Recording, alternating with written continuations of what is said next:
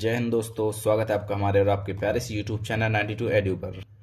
जैसा कि आप पिछली वीडियो में पढ़ चुके हैं केपलर्स फर्स्ट लॉ और पूरा उसका डेरिवेशन पढ़ा है। वो वीडियो बहुत लंबा था, शायद आपने उसे देखा हो, क्योंकि वो वीडियो देखना आपको बहुत ज़रूरी था।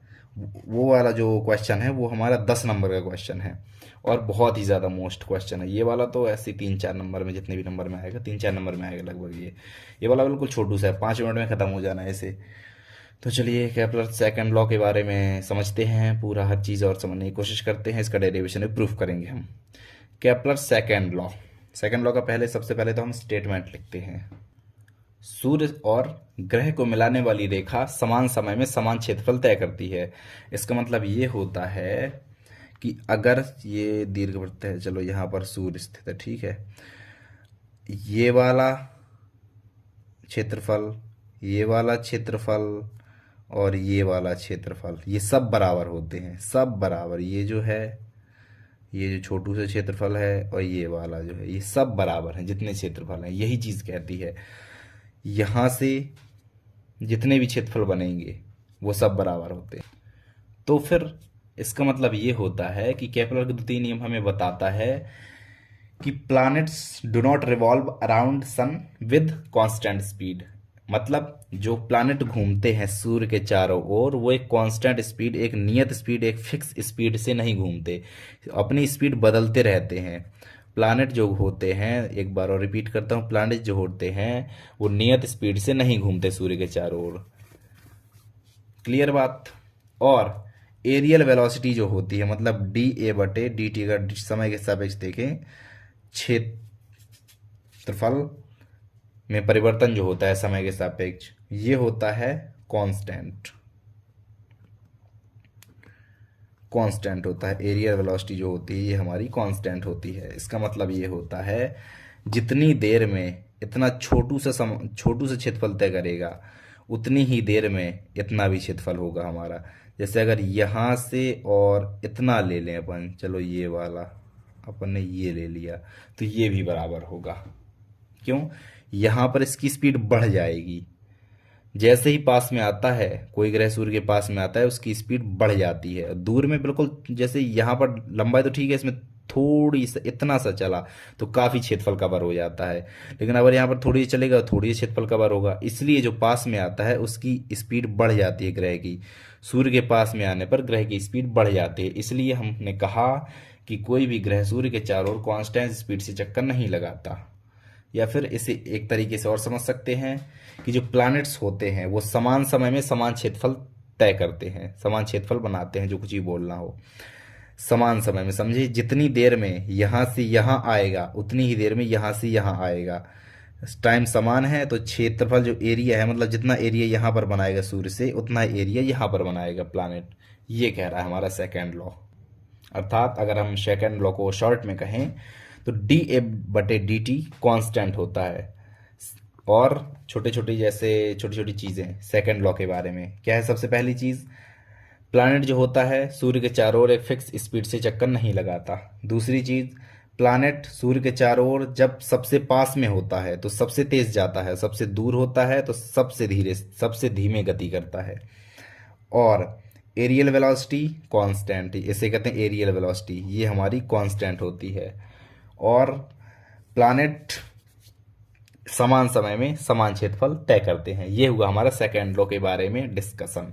अभी हम इसका जो डेरिवेशन है वो व्युत्पन्न करेंगे, व्युत्पत्ति, ठीक है, व्युत्पन्न करेंगे इसका डेरिवेशन। हमें क्या प्रूफ करना है? हमें करना है डी ए बटे डी टी कॉन्स्टेंट होता है, इसे प्रूफ करना है। अभी इसमें तो हमें मिल गया क्या प्रूफ करना था। फर्स्ट लॉ में हमें पता ही नहीं था क्या प्रूफ करना है। उसमें नॉर्मल था कि दीर्घवृत्त में चक्कर लगाता है, लो करे रहो प्रूफ। इसमें तो हमें पता है कि डी बटे डी टी को प्रूफ करना है, कांस्टेंट प्रूफ करना है। तो कांस्टेंट के लिए सबसे पहली आप बात जान लीजिए कि एल जो होता है हमारा कांस्टेंट होता है। इसमें जो एल होता है, कोणीय संवेग होता है, एंगुलर मोमेंटम होता है, वो हमारा फिक्स होता है। M into R vector cross V vector, ये होता है हमारा फॉर्मूला। ये ध्यान रखिए, ये वाला फॉर्मूला होता है एल इक्वल टू, और ये फॉर्मूला क्या होगा? ये होगा नियतांक। नियतांक क्यों होता है? क्योंकि टाउ इक्वल टू 0। बलागुण जो होता है, बलागुण 0 होता है। अब एल वेक्टर वी बराबर ओमेगा इन टू आर, जानते हो, अभी अभी फर्स्ट लॉ में हमने पढ़ा भी है, वी बराबर ओमेगा इंटू आर। तो omega R square, M R square omega vector, ये हुआ ना, आर आर आर स्क्वायर हो गया और ओमेगा ओमेगा वेक्टर हो गया। और ये हमारा क्या होगा, ये भी हमारा नियतांक होगा। बिल्कुल होगा, नॉर्मल सी बात है, हमने वी बराबर ओमेगा इंटू आर बस रखा और कुछ तो किया ही नहीं। तो एल जो है वो हमारा नियतांक है। अभी देखिए, अब त्रिभुज एस ए बी की अगर बात करें, इसका एरिया ऑफ त्रिभुज एस ए बी, एरिया जो होगा, मतलब अगर ऐसे हम डी ए कहें, D S A B, sorry S A B, इस त्रिभुज की हम बात करें तो इसका एरिया क्या होगा, 1/2 आधार गुणे ऊंचाई, 1/2 आधार D R vector, D R vector ऊंचाई R vector cross R vector, ये हुआ आधार गुणे लंब बटे 2, या फिर कहते हैं आधार गुणे ऊंचाई बटे 2, 1/2 आधार गुणे ऊंचाई, सब सिंपल है। तो ये होता है अपना। अगर हम इसे डी टी के सापेक्ष परिवर्तन माने, प्रति सेकंड अगर हम माने, तो डी ए बटे डी टी के सापेक्ष, या फिर अवकलन भी हम कह सकते हैं। तो 1/2, अवकलन नहीं कहेंगे क्योंकि यहाँ पर डी ए है, इसलिए हम डी टी के सापेक्ष अगर हम एकांक सेकंड में तय किए गए क्षेत्रफल देखें, एकांक सेकंड में तय किए गए क्षेत्रफल, तो डी आर वैक्टर बटे D T cross R vector, यहाँ पर डी आर वैक्टर में बटे डी टी आना है, इसमें नहीं आएगा। क्लियर है।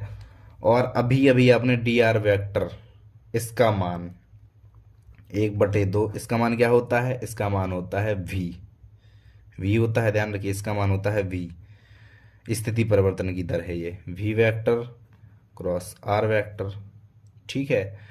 और V vector cross R vector, यहाँ पर देखिए V vector cross R vector, अगर हम यहाँ से मान निकालें, ये ऊपर देखिए, ऊपर V vector cross R vector से हम मान निकालें, तो ये V vector cross R vector, इसका मान निकलेगा एल वेक्टर बटे स्मॉल एम, निकलेगा ना इसका मान, एल वेक्टर बटे स्मॉल एम। तो 1/2 एल बटे एम, एल वेक्टर बटे एम, ये निकला हमारा डी ए बटे डी टी का मान, और ये हो गया हमारा नियतांक, ये हो गया हमारा प्रूव्ड। बस सिंपल छोटा सा प्रूफ है इसका। सबसे पहले एल का मान जो कि एम इंटू वी, अगर हम उसमें बात करें, रेखीय गति में बात करें, लीनियर स्पीड में बात करें, तो वहाँ पर एम इंटू वी होता है, यहाँ पर आर और वी का क्रॉस प्रोडक्ट होगा, क्योंकि ये कोणीय गति है, एंगुलर स्पीड है ये। तो इसका R vector cross V vector का क्रॉस प्रोडक्ट होता है, वी बराबर ओमेगा इंटू आर, तो उसका मान रख दिया। अभी आगे डी ए इक्वल टू, मतलब उस त्रिभुज का क्षेत्रफल, माफ कीजिए क्षेत्रफल, 1/2 आधार गुणे ऊंचाई और बटे डी टी, तो डी आर डी ए में बटे डी टी लगाया, डी आर एच बटे D T equal to V होता है, और आर वेक्टर और V vector cross R vector का मान अभी अभी हमने निकाला है ऊपर, एल बटे एम। तो हमारे पास जो निकला एल वेक्टर बटे 2m, ये पूरा का पूरा कांस्टेंट है, एल कांस्टेंट है, मास भी हमारा कांस्टेंट है, 2 कांस्टेंट है ही, मतलब ये पूरा चीज़ कांस्टेंट है, इसीलिए ये भी हमारा कांस्टेंट है। तो हमें यही तो प्रूव करना था कि डी ए बटे D T is equal to constant, इसी को प्रूव करना था, वो हमारा प्रूफ हो गया। मेरे ख्याल से आपको ये समझ में आया होगा, ये वाला बहुत ही छोटा सा टॉपिक था। फर्स्ट लॉ आप ज़रूर देखें, अगर नहीं देखा तो। इस वीडियो देखने के लिए थैंक यू सो मच, मिलते हैं अगले टॉपिक के साथ, गुड बाय।